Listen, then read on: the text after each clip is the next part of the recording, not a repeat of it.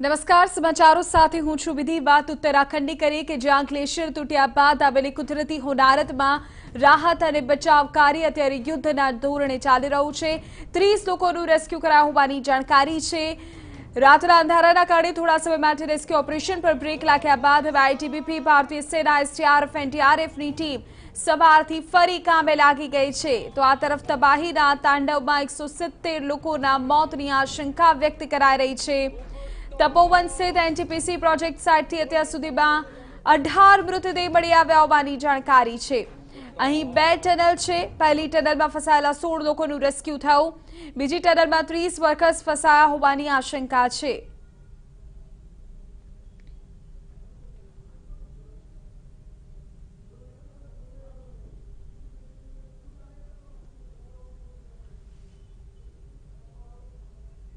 આ તરફ ગ્લેશિયર તૂટવાથી તપોવન પાસે તળાવ બન્યું છે અને તળાવનું જળસ્તર વધતા ટિહરી ડેમમાંથી પાણી છોડવાનો આદેશ અપાયો છે।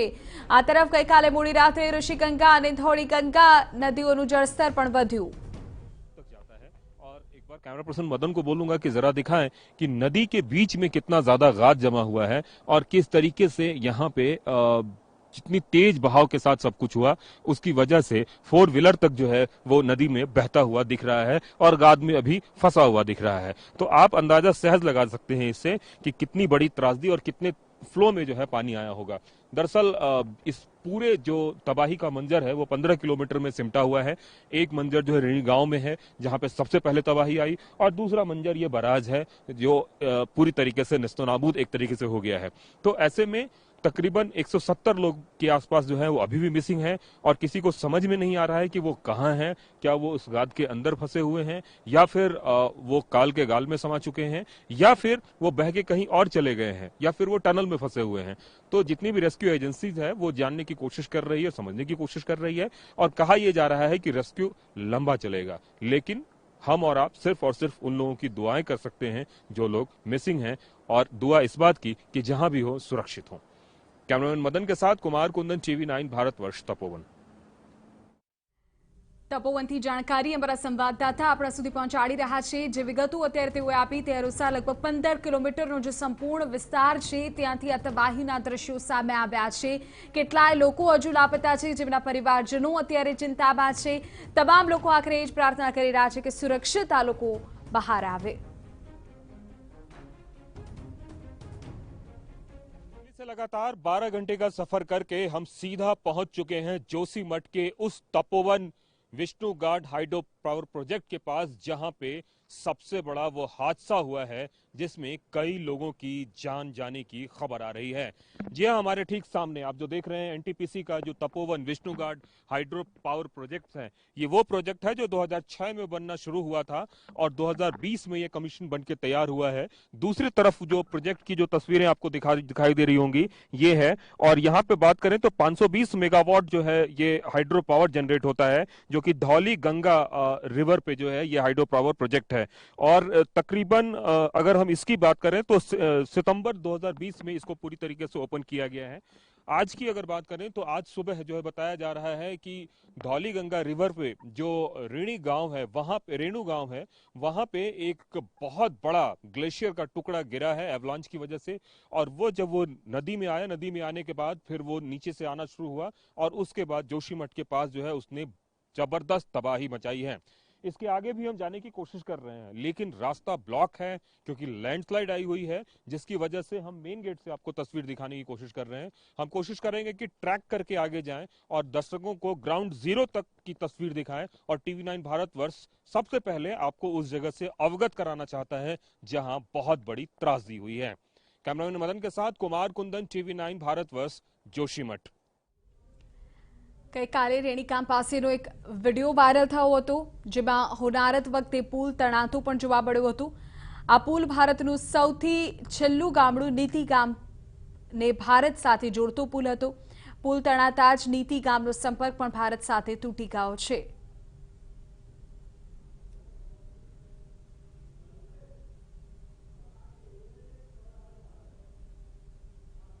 तरह की मुश्किलों का सामना करते हुए टीवी9 भारतवर्ष की टीम इस वक्त देर रात जोशीमठ पे पहुंच चुकी है। जी हाँ, मैं आपको तस्वीरों में दिखाना चाहूँगा। ये जोशीमठ की वो तस्वीर है जिसमें जोशीमठ शहर में हम घुस चुके हैं।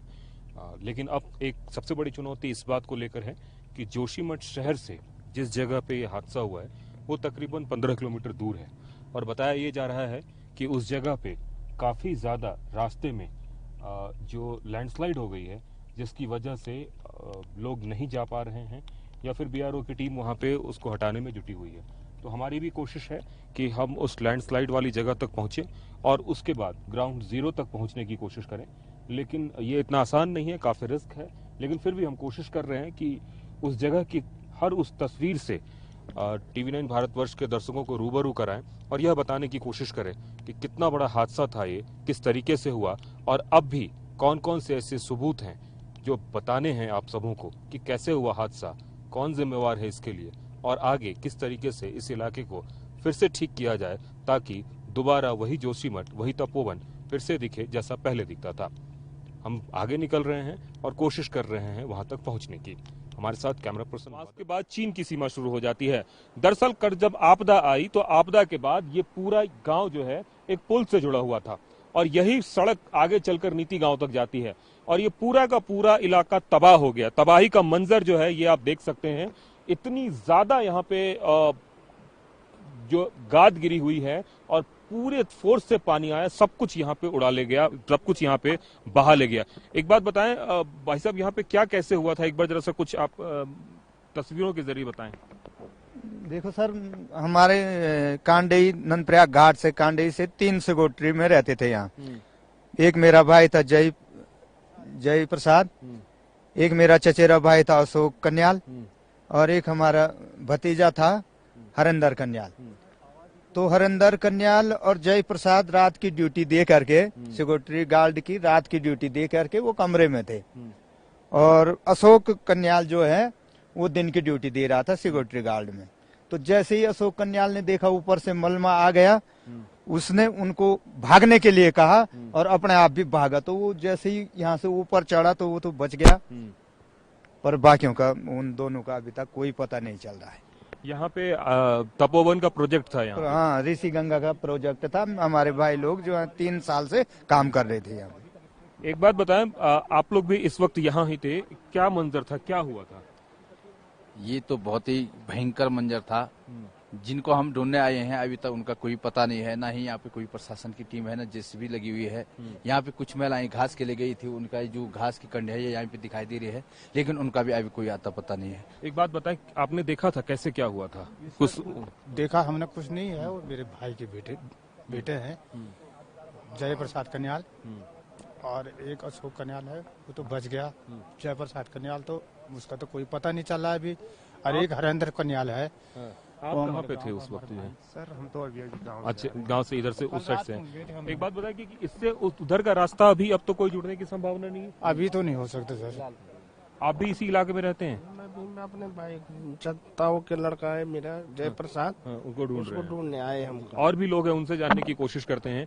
आप भी इसी इलाके में रहते हैं? जी नहीं, हम नंदप्रयाग घाट से हैं। अच्छा, और ढूंढने आए हैं अपने लोगों को? जी, हमारा भतीजा यहाँ पे काम करता था। अच्छा, उनसे और भी कई सारे लोग हैं, उनसे। भाई एक बात बताओ, आप लोग भी उस वक्त इधर ही थे जब यहाँ पे अच्छा, ढूंढने आए हैं आप लोग? हम ढूंढने आए हैं। अच्छा, कुछ पता नहीं है कहाँ कैसे क्या हुआ? हाँ, कोई पता नहीं है हमें, हम तो अभी पहुँच रहे हैं यहाँ पे। तो कई सारे लोग हैं जो अपने अपनों को ढूंढने आए हैं, वो ये जानने की कोशिश कर रहे हैं कि कहाँ हैं। दरअसल जो इलाका है, इस इलाके में हाइड्रो प्रोजेक्ट का एक छोटा यूनिट भी था और वहां भी जो है लोग काम कर रहे थे और वो लोग में से कोई यहाँ नजर नहीं आ रहा है, इसलिए अपनों को ढूंढने के लिए भी लोग आए हैं। लेकिन मैं बताऊं, धौली गंगा का ये प्रोजेक्ट, यहाँ पे जो तबाही है वो तबाही साफ आपको अपने जो है दिख रही है और ये जो है जितना ज्यादा गाद है वो गाद बताने के लिए काफी है कि कितनी बड़ी तबाही यहाँ पे आई होगी। कैमरामैन मदन के साथ कुमार कुंदन, TV9 भारतवर्ष, तपोवन।